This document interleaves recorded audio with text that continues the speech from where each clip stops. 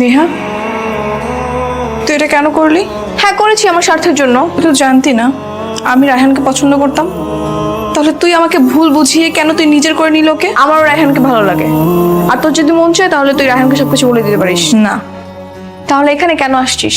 হাসলাম দেখতে নিজের মায়ের পেটের বোন কিভাবে আমার সঙ্গে প্রতারণা করে সেটা একবার নিজের চোখে দেখার ইচ্ছে হলো। দেখা শেষ, এবার চলে যা।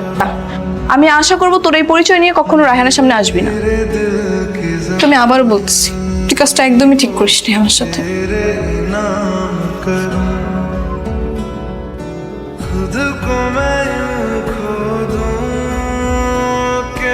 আমার আগে থেকেই সন্দেহ ছিল এটা আমার আরিফান, কারণ তোমার মধ্যে যে আবেগ অনুভূতি মধ্যে ছিল না।